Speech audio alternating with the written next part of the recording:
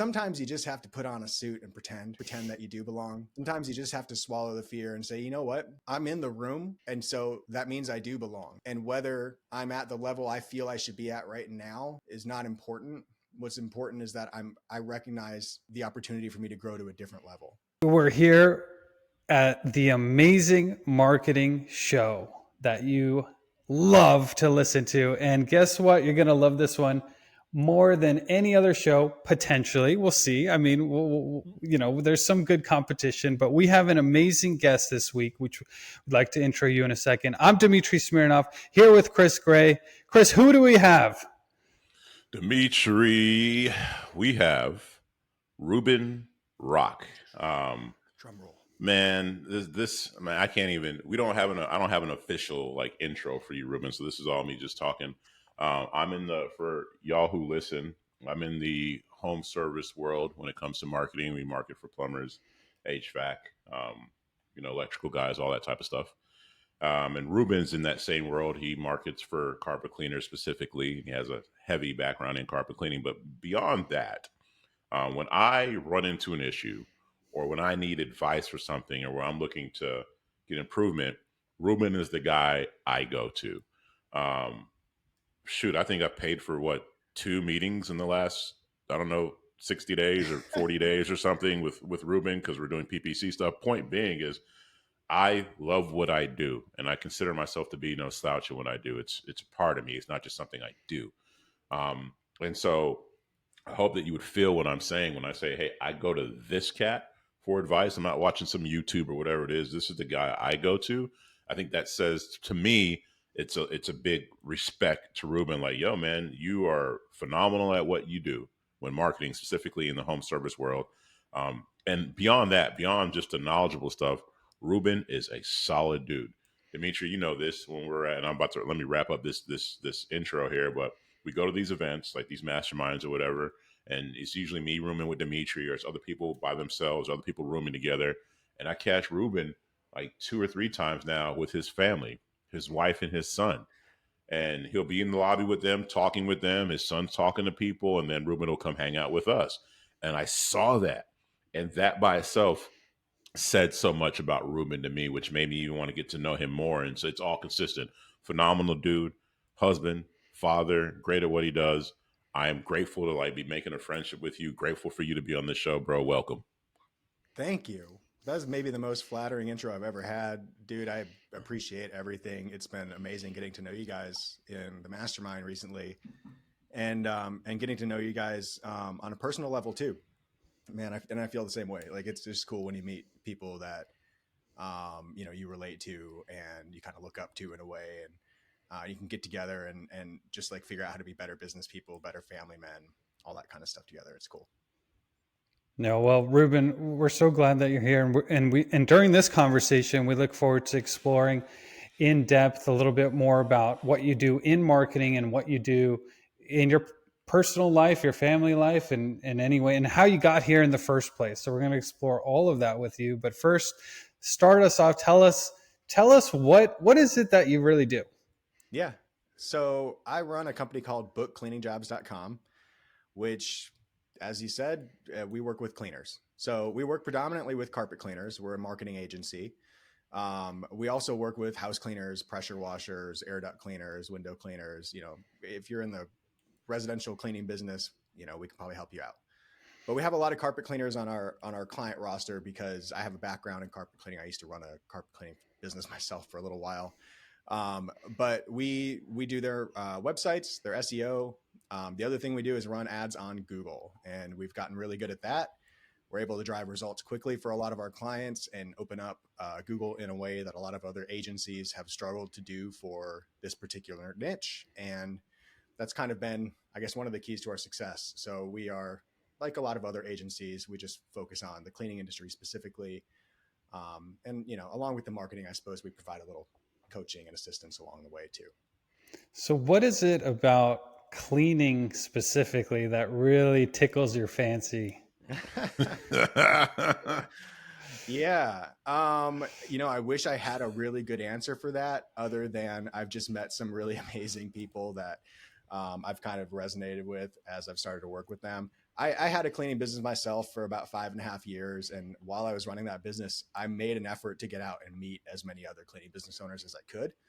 I kind of found some people that I shared a lot in common with. We were having a lot of the same struggles with our businesses. I was sharing some of the successes I had in mine, and I just really got to know other cleaning business owners pretty well. And kind of, I guess my family on one side, we have a lot of kind of blue collar people who've done like electrical work, plumbing, that kind of stuff on the one side of the family.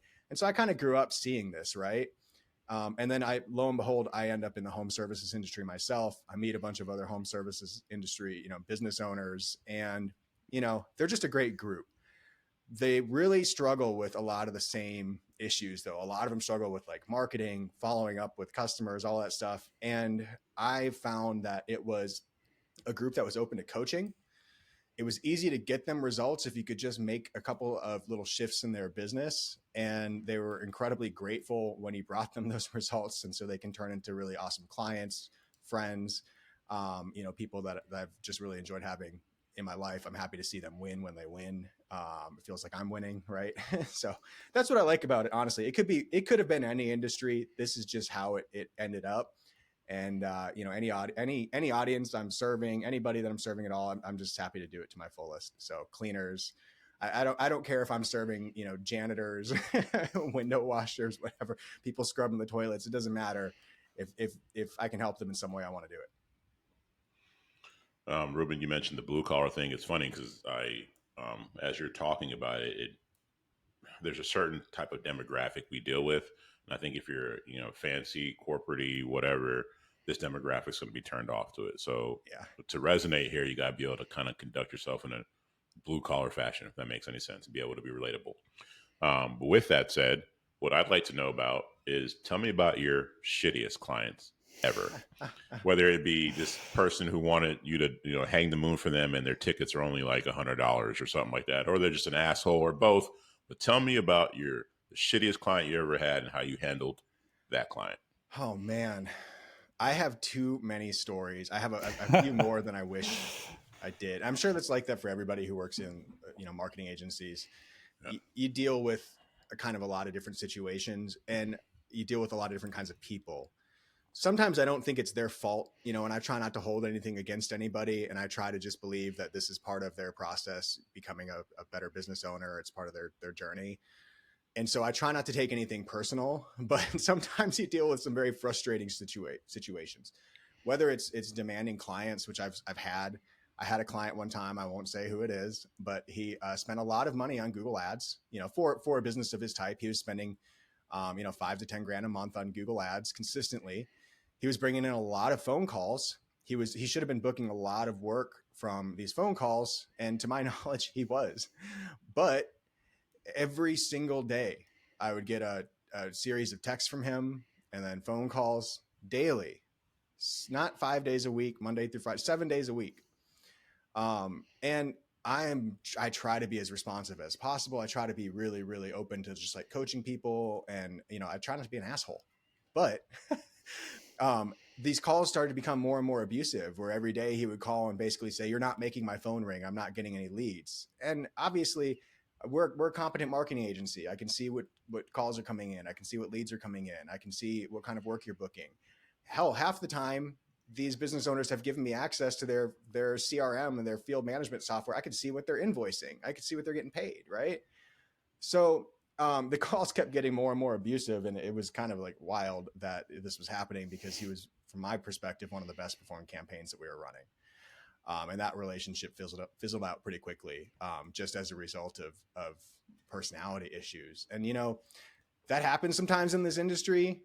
You really try to fight for clients as long as you can, and try to tell them like, "Hey man, I'm always here if you need something, but, let's try to turn the temperature down a little bit when you call me. You can't be saying, calling names, dropping F-bombs at me, saying my team's screwing you over, or I'm screwing you over." Like, those kind of calls every day are just kind of unnecessary. And it's just, if I were having my employees field the calls at that point, I probably would have shut it down from day one. But, because I was fielding most of the calls back then, I let it drag on for too long, to be honest with you. So those types of experiences that I think they happen to pretty much everybody. But, you live and you learn and you move on and you just try to help another business owner. So stuff like that happens. I've got 50 million other stories like that, but I try to stay focused on like the people who are winning and are successful. And I try to just talk about that. Yeah, those perpetual ball kickers. That's what me and my business partner call them. Is you just it's like regardless of what's happening, regardless of how good things, they're just there to kick you in the nuts. Every And day. that's just like that's what they and what gets me about that, Ruben. This could be said about any type of marketing field, but in our world, you know how it is. We're not just marketing; we're consulting. We're giving you game because we see so much. Um, and sometimes you can get clients where it's like we're on the same side of the table, we're working together, we're trying to figure out how we can make this business grow.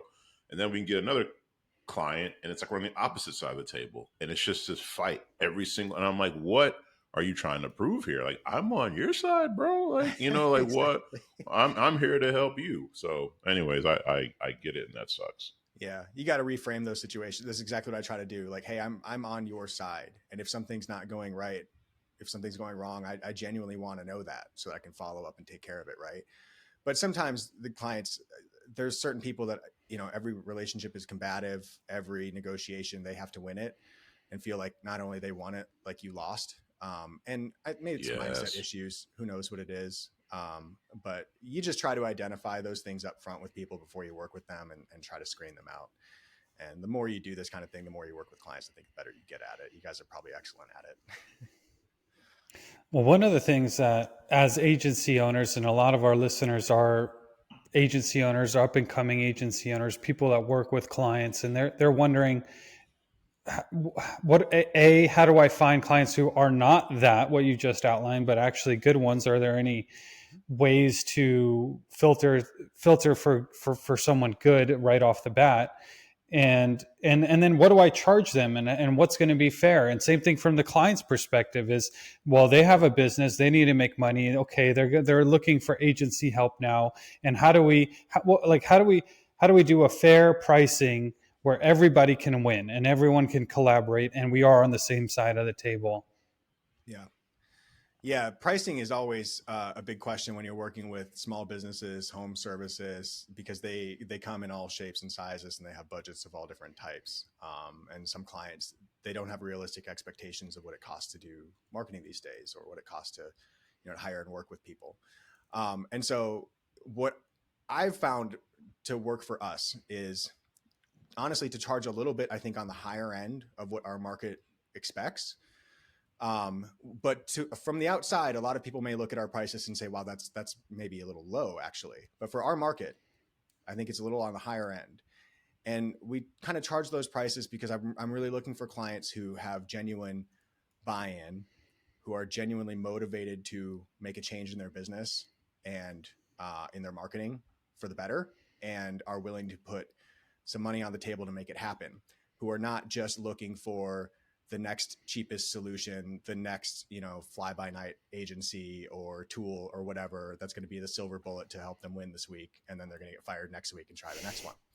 So we try to look for people who want a long-term relationship, a partner that can help them, in more ways than one, and are financially able to, make a commitment.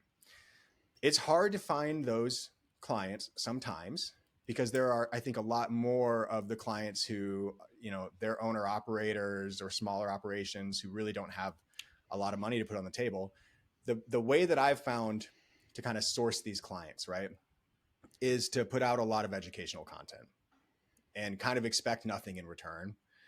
I put out a lot of videos on YouTube. I've put out tutorials and question and answer videos, software reviews, how to get, traffic from Google, SEO strategy, ad strategy, all that kind of content for years on YouTube. And that actually has really worked for us as a strategy, because what tends to happen is our best clients will find us somehow on YouTube or on Facebook or somewhere, or get referred to us, but they will end up spending time watching videos that we've put out, and they will warm up to our way of thinking, the way that we, help cleaners, the way that we generate traffic from Google. They'll start to think this seems like it could be a good fit for my business, and this company, Book Cleaning Jobs, or this guy Ruben, seems really genuine and like he knows what he's doing, and you know, he could help me out. And over time, that relationship kind of develops as they watch more and more of our content. We kind of bring them in with ads and turn them from a viewer into a lead, and into ultimately into a book call and a customer, a client. But we try to warm people up before they sign up as clients, rather than kind of come in cold and offer to do somebody's marketing. We find a lot more long-term relationships that way. Yeah, that's an interesting point. It's not, a lot of people think you run ads, you get clients, you get paid. And that's not really how it works. It's a long process, a long funnel. You're putting out content, they're starting to get to know you, and then eventually lead, phone call. Okay, now we can have that relationship. And by the way, and we learned this, Chris, you know this too. We learned this in these masterminds. And by the way, side note, Reuben Rock is on the faculty of one of the That's most right. elite premier marketing masterminds in the whole world called Driven. He's a faculty member, so we are Hmm. absolutely learning from the best. Ruben's awesome, But by the way. You need to check yeah, it out. If you're not in it, you're missing out. yeah, seriously, we got Qasim Aslam, Jason Fladlin, Perry Belcher as the three leads, and then the faculty is unbelievable. Like we had Rachel Miller recently. There's Steve Sims, of course, Reuben Rock, and so many others. It's really an incredible mastermind. It's a huge Um, honor too. It really is. It's an incredible group of entrepreneurs. I'm, you know, even though I'm there as faculty, I learn from everybody that's in the group. I've been soaking it up since I've been able to be in Driven, and it's really leveled up a lot of things for me, mindset, you know, just everything. It's an amazing group. Well, give us some tips that agencies or even independent contractors just trying to break in, or even people in with a cleaning business that want to do it for themselves. How do you make content that people are actually going to watch? It's it is a That's a great question, guys. As Cosm says, that's a great question.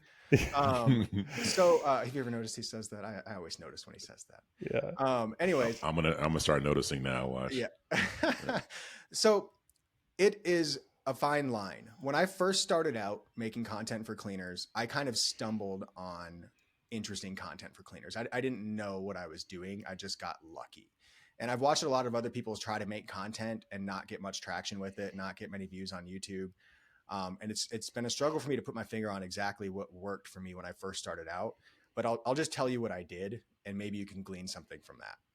So when I first started out, I was running a cleaning business actually, and I started making videos in my basement at night when I was done, you know, helping out my employees and everything for the day. I'd go make some videos about the cleaning business. And one day I realized that I had set up this piece of software called House Call Pro for my business, and it was kind of humming along in the background and helping me run things and automate things, and it was making me a lot of money. And so I decided to just, you know, I was looking up something on how to do something with House Call Pro on YouTube, and I was realizing there's not many people talking about this on YouTube, right? So I put together randomly just like this little short how to use House Call Pro for your cleaning business course that was like 10 videos, maybe 3 minutes long a piece, just how to do like 10 things inside of your House Call Pro account to help your cleaning business. And that little series gained a little bit of traction. And I started to get comments and questions and people reaching out and saying, "Hey man, can you help me do this in my business? You seem to know a lot about this." And so I stumbled on something that worked for me pretty quickly. It was like to talk about the software that these people are using in their business, the things they're struggling to integrate, the things they're struggling to make work. A lot of these business owners, they're trying to use, you know, email tools, text messaging tools, CRMs, et cetera, et cetera.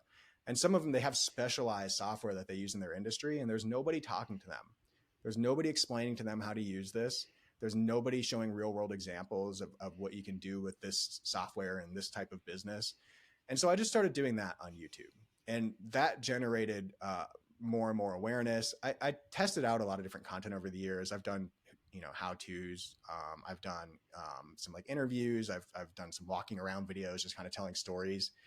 Ultimately, what I think has been working for me a lot lately is just telling stories. I started out with tutorials and how to's because I was trying to capture, you know, search demand on YouTube or on Google. I wanted people to find me when they were searching for how to solve a problem. But after I built up kind of a library of those videos, people can find me. The number one thing I hear from people on sales calls is, Ruben, I found you on YouTube. I've been watching you for weeks, months, years, whatever. I feel like I already know you. I'm ready to do some business. So those how-tos, they kind of built up over the years. I have people who find me through those. But what I think people are really resonating with and then coming to me and wanting my specific help with is when I tell them my story. When I tell them, hey, I had this business and here's what happened, and I had this struggle and I faced this issue and there were these consequences. And then I figured this thing out and it helped me and I was able to cross this bridge and get to this next step. People really see themselves in your story. If they can relate to something you're saying, then they can place themselves in that story and they want to work with you as the guide, right? To kind of get them to that next step. That's what's really started to work for me lately is I'm trying to tell more stories, and not just about my business. That's how I started out. Now I'm telling more and more stories about what's happening in my clients' businesses. So so-and-so came to me and here was his situation. These were the consequences he faced. And here's what happened when he made a change. That's been working really well for us. Ruben, you, some of the, and what you're saying here in so many words is that you were giving in order to receive, right? So you were Yeah. just giving out information and giving. And as a result of that, people were like, hey, can you help me? Hey, can, and then all of a sudden, right, this agency starting. Something about you and Dmitri, speaking of the giving thing, is I know, like, for example, Dmitri was on a family, like a annual big family retreat a few weeks ago. And I called him on the first day of that retreat or second day. And he picked up and I was asking for advice and he gave me the advice, even though he's at this family retreat. Dmitri, I know if I need Dmitri, I can call him and he'll give me his time. Same thing with you. I know Absolutely. that, hey, if I needed to meet with Ruben about, so I could set up a meeting and meet with Ruben. Ruben would give his time.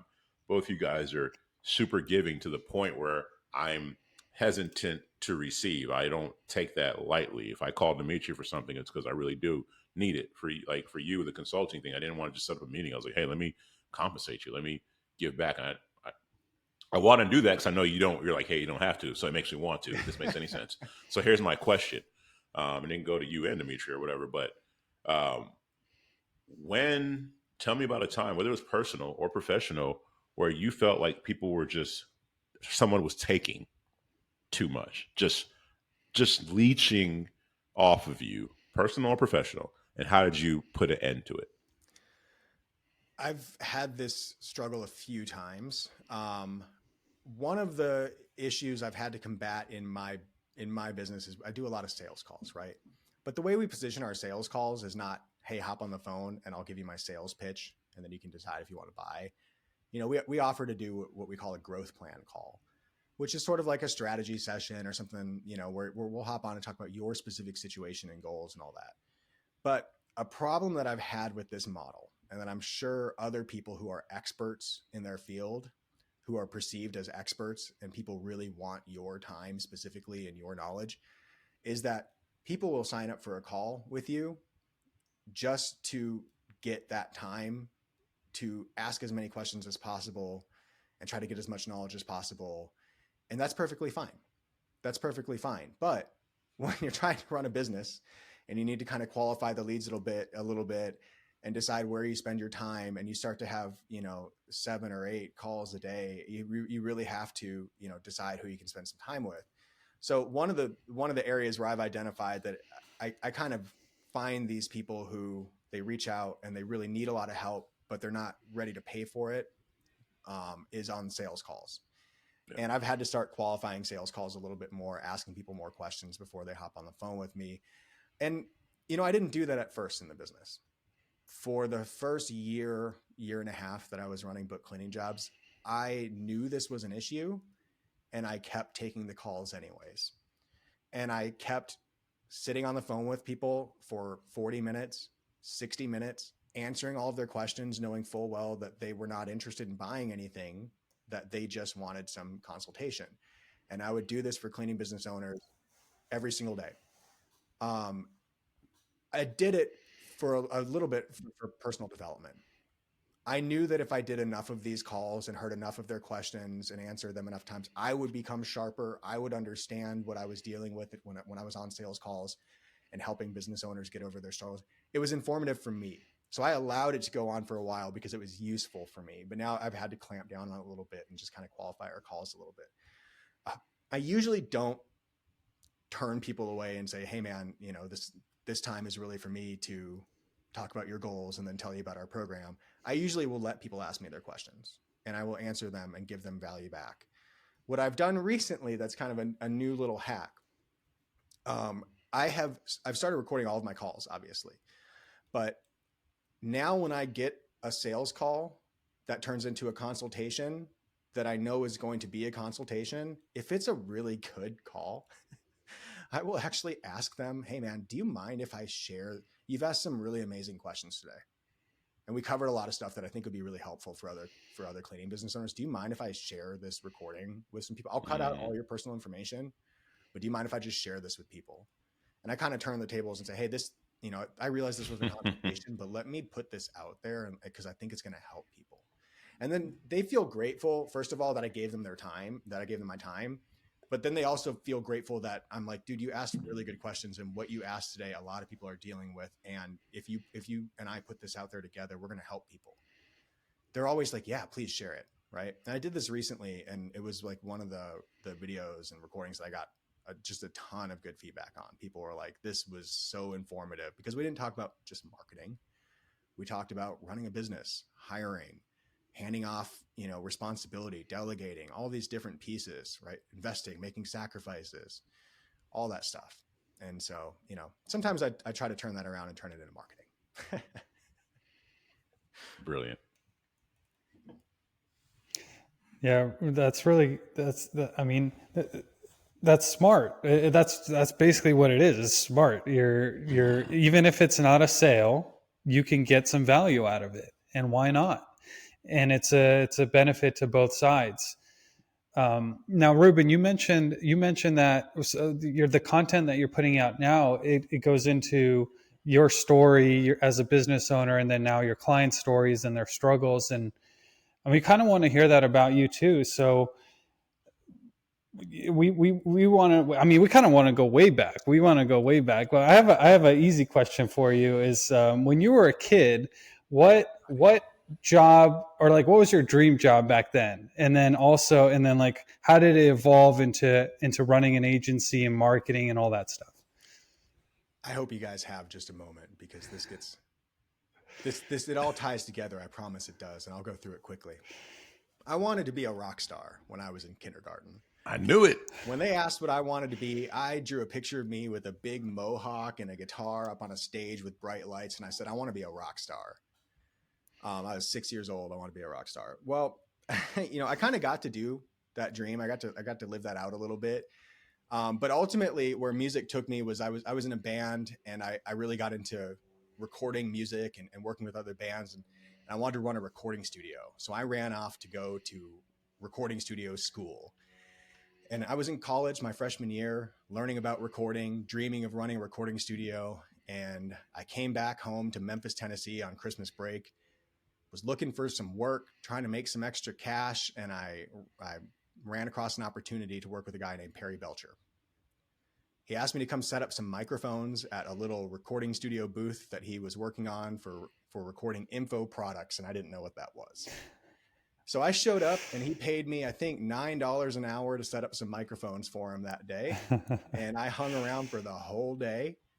And I kind of checked out his operation and saw what they were doing there. And it looked interesting. They were doing marketing in this little strip mall location that was maybe 1,000 square feet, a little 1,000 square foot space with a spot in the back for a vocal booth and a recording studio. So I set up his microphones. The next day, I walked in the front door like I belonged there and showed up for work again, and just said, hey, what do you guys need help with today? And I ended up staying for the rest of my Christmas break and just showing up every day, doing random stuff. And then, I actually dropped out of college, came back to Memphis and changed schools so that I could be closer to this Perry guy and get to know his business a little bit better. And I learned everything I could from him. I did everything he asked me to do. It was random. Learn how to do video editing, set up cameras, lights, learn how to do copywriting, learn about websites, learn about whatever.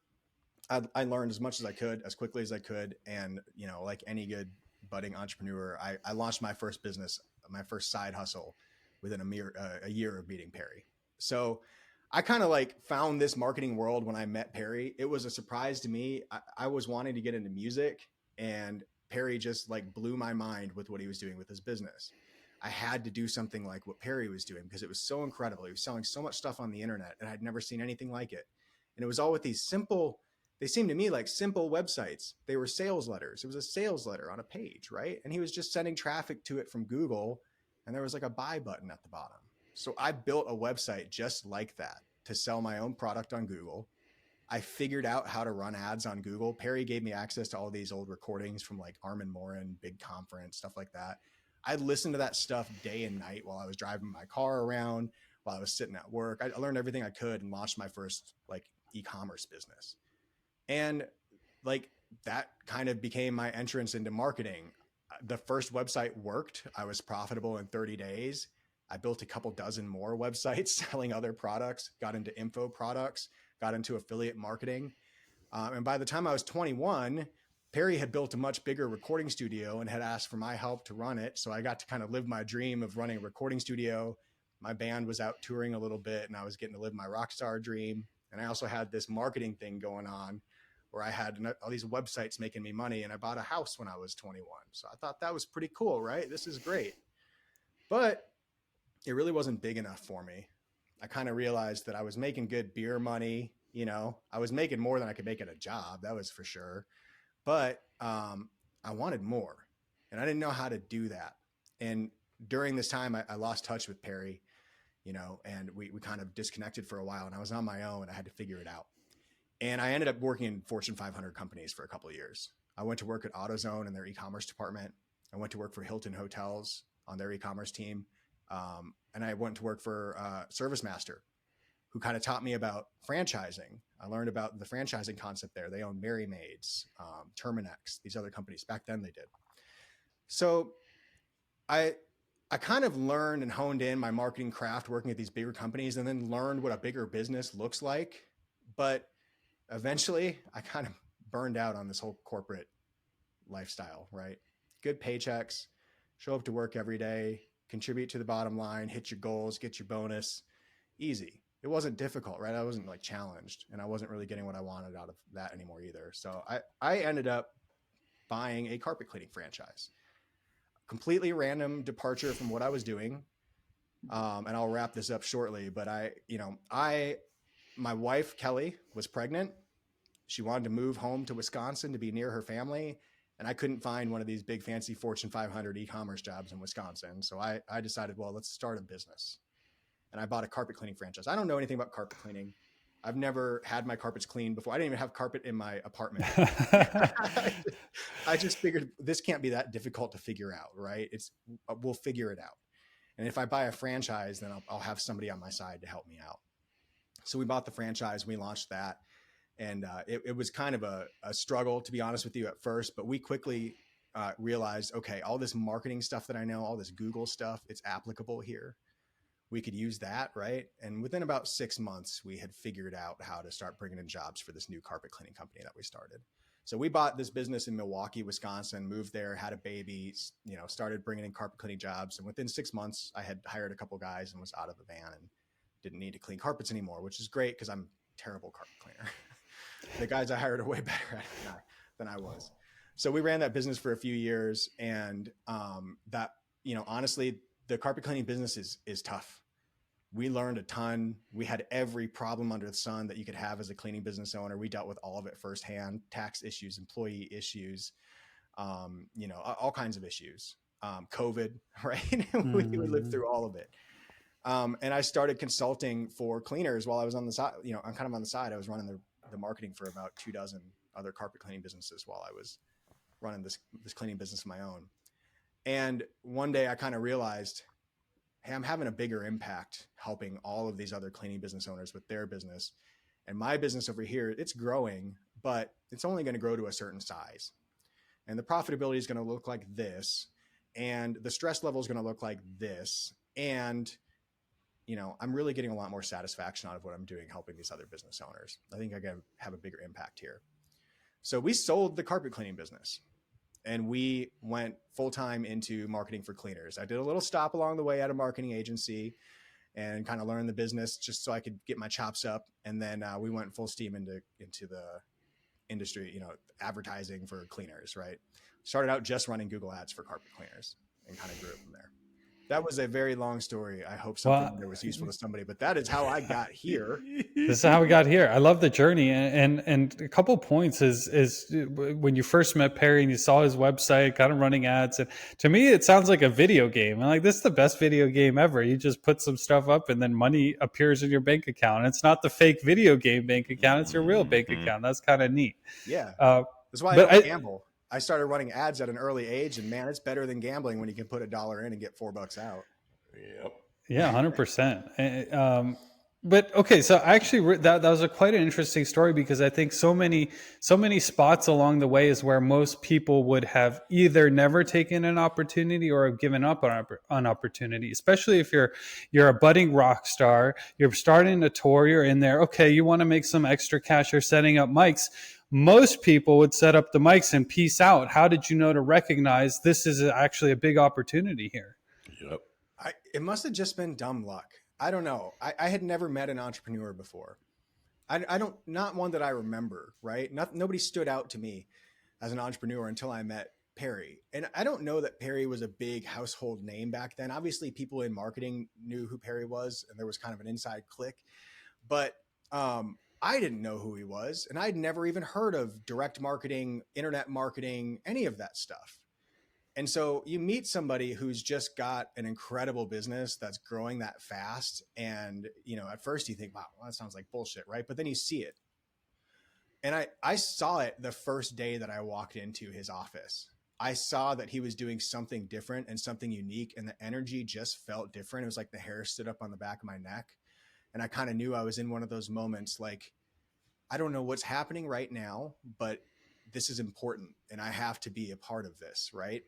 And it's kind of like how I feel about Driven and some other things that have happened along the way in my life. You just know you're in the right place at the right time, and that it's time to stand up and do something and not to back away from it. And I felt that way as soon as I went to work for Perry. I knew I had to be there.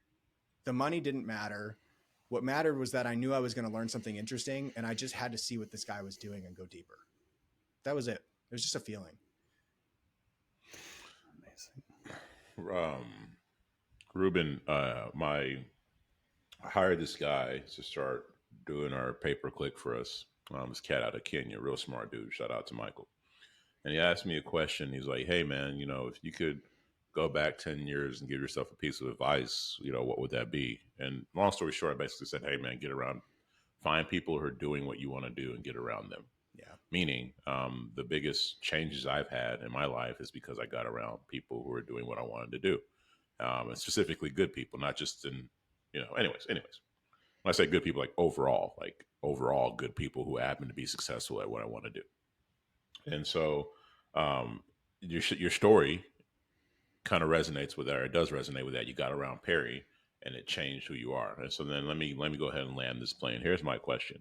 When I went to the very first Driven event, it was probably my second mastermind I'd ever really been to. It was me for the first time that I was getting out there.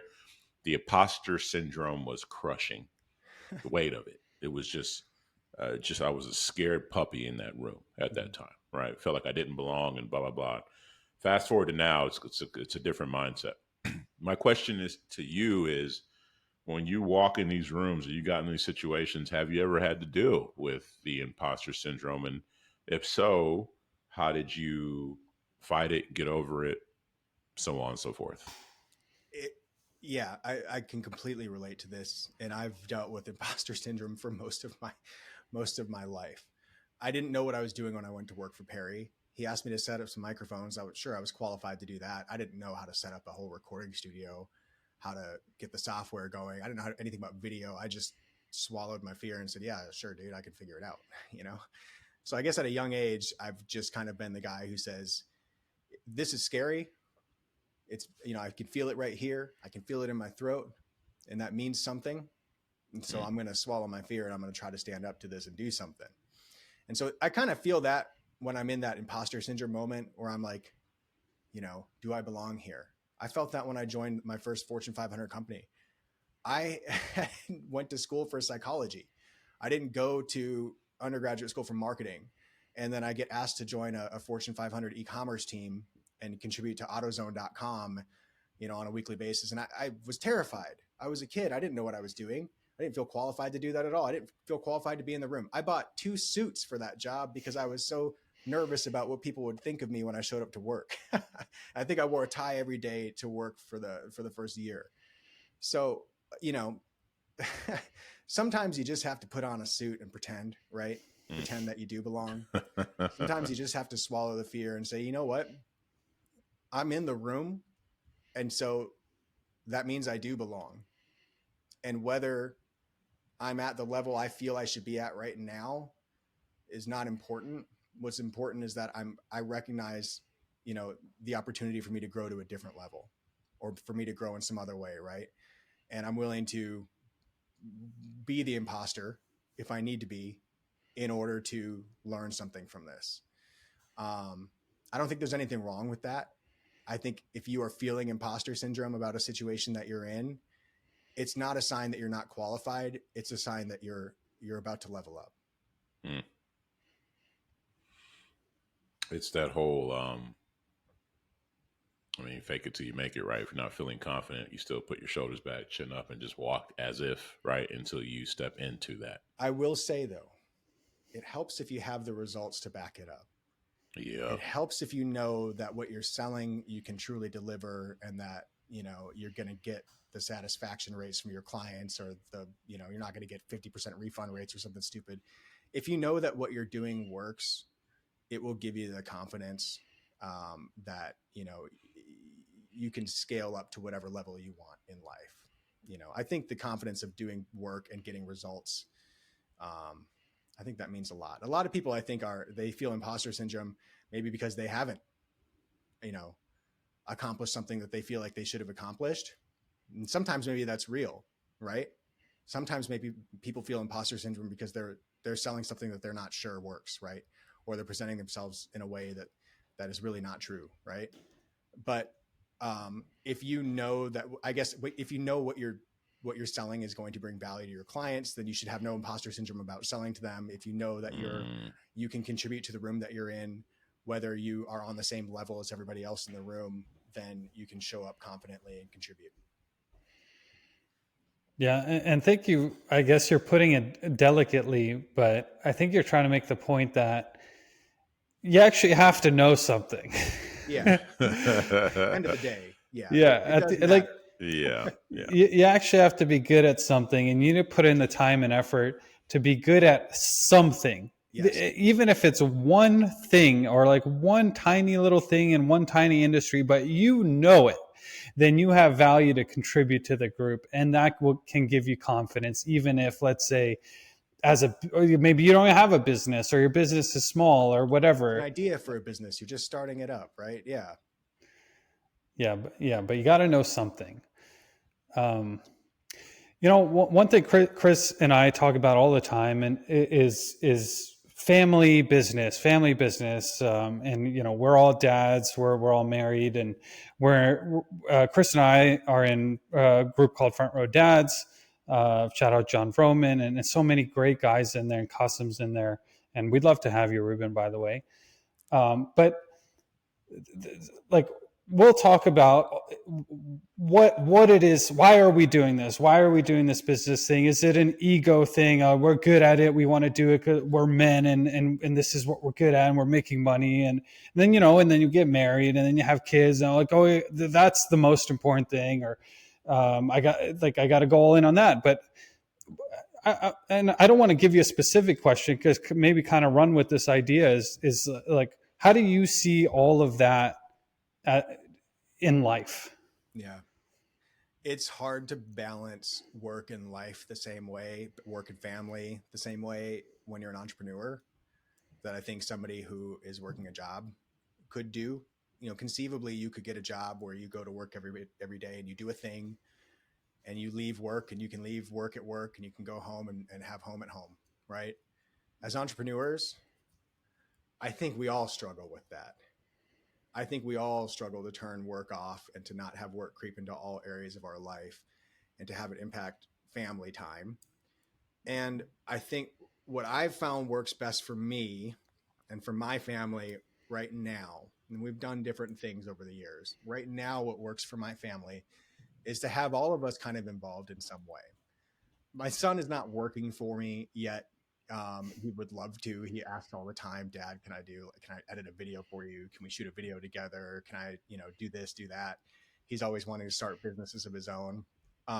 But my wife, she always has worked corporate jobs just like I used to.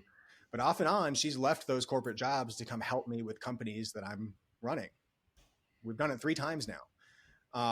Well, 2 times she's left the job to do it.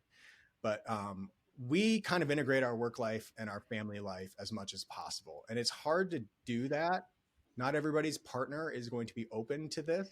I have friends whose partners are not open to this. They don't want to be involved in the business yet. They don't want, for the whole family and the life to be about the business. And I think in some ways it's probably healthy to not have your whole life be about a business. But right now, for the purposes of meeting our goals, we have kind of like put the whole family on board with, we are running this company. It's doing great things for a bunch of people. If we keep contributing to this, then it's going to help us meet some of our goals, which we have kind of a vision for our family and where we want to go. And so as needed, we all step up and we just kind of do what's needed to contribute to work, right? So we talk about work at night. We talk about work over the weekend. We talk about work whenever. It's okay. We just do it. My son's aware of what's going on at work. He's aware of when we get clients, lose clients, when there's big opportunities. He comes to masterminds with us and he stays at the hotel and travels with us. My family is extremely involved with what I'm doing for book cleaning jobs. And it helps me as an entrepreneur. It's hard to do this kind of thing without a support system around you. And I think a lot of entrepreneurs feel alone when they are running a business. I've found a way for my family to be that support system in more ways than one. I mean, it's not just that I can talk to my wife about work and she sits right next to me at a desk right here next to me all day long, and that she quit her job to come help me do this. No, like we also recognize when we need time to recharge together, to go out into nature and take walks together, to go to the bike park and ride our bikes together, to take a trip together and see the beach. Or to talk about, things that are going on outside of work that are important. We try to balance it all together, but we also don't try to shy away from the work. We don't try to set the clock, 5 o'clock, I'm done with work today. Now it's family time. We just let it kind of happen organically. And sometimes it's good. Sometimes it's stressful, but we just kind of work together to keep it on the rails. Dmitri, do we have time for another question? Yeah, we do. Okay. Now I need to remember my question. Oh, here we go. Speaking of that, Ruben, Dmitri just had this moment. He had a housewarming here recently, and that is housewarming. He had a few of those. It's what it's all about moments. Yeah. Where he's looking out and he's seeing people play, and the kids are running, and the dogs are chasing each other. And he has this land, and everybody's eating and having fun, and he's just able to kind of observe, take it all in, and this is kind of why we all do it. One of those moments. Those moments are, for me, hard to come by. When we get them, there's something to bask in and appreciate. So, can you recall any of the "this is what it's all about" moments? Because again, you and Kelly, and you're stressing your son seeing it, you're dealing with all the shit, but can you share in those moments where you're like, you know what, this is why I do it? Yeah. We try to make sure that we have these moments sometimes, because you can't just keep going forever and ever and ever without having a resolution to things. I don't stay. One thing I've done is I haven't stayed in the same business for, longer than 5 or 6 years. I like to start a thing, kind of capstone it, and then start the next thing and kind of grow, right? I've had a couple of really cool moments in my life so far where I've gotten to experience that, like, wow, this is amazing. I can't believe this just happened. One moment was I sold my carpet cleaning business, and it had been one of the most difficult years of running the business that I'd ever had, but we somehow pulled it off in spite of COVID and in spite of everything else trying to take us down. We pulled it off, and we were able to sell the business, hand it off to another owner that would take it and, go to the next level. And we could move on to what we wanted to do, which was, book cleaning jobs. And that was like a really cool moment because it was a moment where I got to say, I started a thing and finished it. Mm. And, I mildly rewarded myself for that moment, right? I went out. This is funny, actually. I went out to the nearest used car lot and I bought a Mercedes Benz because I'd never had a Mercedes in my life before. And everyone I'd known, some of my bosses had like Mercedes, and I just always thought, okay, this is what I'm going to do someday, right? So I went out and I bought it. It wasn't expensive, and I like pretty much paid cash for the thing, and I was just really excited that there was something I could do. Finally, I'd never done anything like that before, and it was like kind of a wild decision, and it was fun. But that was like a silly, kind of cosmetic thing to do, right? Yeah. One of the bigger moments I felt like I really made it was, lately I've moved my family out to a quiet kind of suburb away from where we used to live, where it was kind of loud and city life was really busy and all that. We moved to a really nice, quiet neighborhood. My son goes to an amazing school. We can walk him to the bus stop every morning. We can sit in our backyard and enjoy a field behind our house that's now being torn down and turned into other houses. But it was nice while it lasted. We can like drink our coffee and look at the mountains and have peaceful moments. And it just feels really good to be in this place in my life right now, because it hasn't always been like this. There's been points in my entrepreneurial career where I was, really scrapping and scraping to get by and facing some serious issues, right? Like tax collections and, employees quitting and me having to, get up and move from one location to another to try to manage a business that was falling apart. Been through all that stuff, and to just have a nice quiet moment in life and feel like my family is in a good, safe place and they're happy, that feels really good. Ruben, where do you draw the strength in those tough moments to keep going and persevere through it? How are you? What are you thinking, and where is that all coming from? I don't think there's really any other choice. For me, I guess Kelly and I talk through this sometimes. My wife Kelly, who's also my ops manager, we kind of game plan the worst case scenario sometimes. Whenever we're facing a big issue, something that could, financially impact us or hurt the business or something like that, we kind of game plan, well, what's the worst thing that could happen here? Let's say we make all the wrong decisions or we do nothing at all and this totally consumes us and takes us down. What's going to happen? How's that going to happen? So I kind of play those out. I kind of play that scenario out in my mind. And to me, nothing's going to kill me. I could lose a business, I could lose a house, I could lose whatever. I'm still going to be alive tomorrow. So the risk is that I might lose something, sure, but the reward is that I might gain something, maybe bigger than, a business. Maybe it's some knowledge that's going to help me help other people, help me in life, right?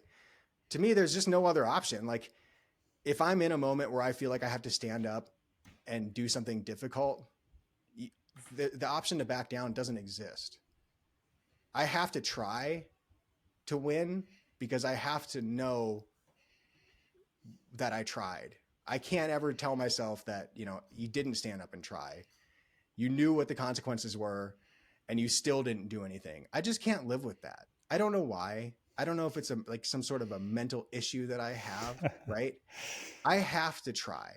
I'm the kind of guy who will fight any fight, I'm always the guy who just like has to say the uncomfortable thing that everybody's thinking and doesn't want to talk about, but I know it has to be said so that we can move forward from this moment.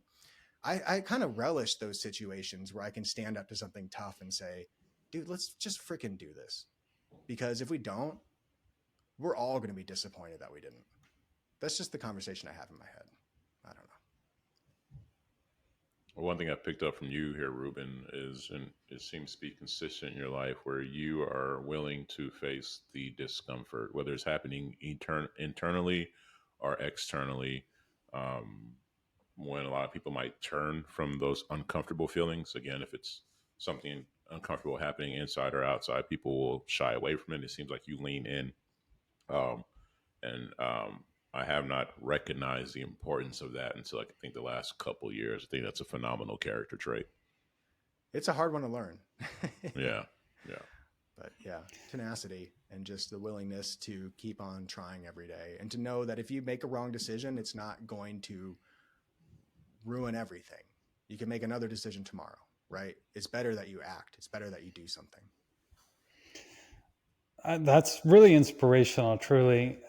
And I think we all can learn and take a page out of that book and implement it in our own lives. And man, that's amazing. I'm so glad that the paths of all these ups and downs that you've had in your life, and then what Chris and I have been through in ours is brought us to this point. And guess what? We're going to be seeing each other next month for a conference in Mexico. And man, I think I speak for Chris and I. We're so excited to see you, and we're so happy that you could be here with us and sharing a lot of your wisdom today. I really appreciate you guys having me on.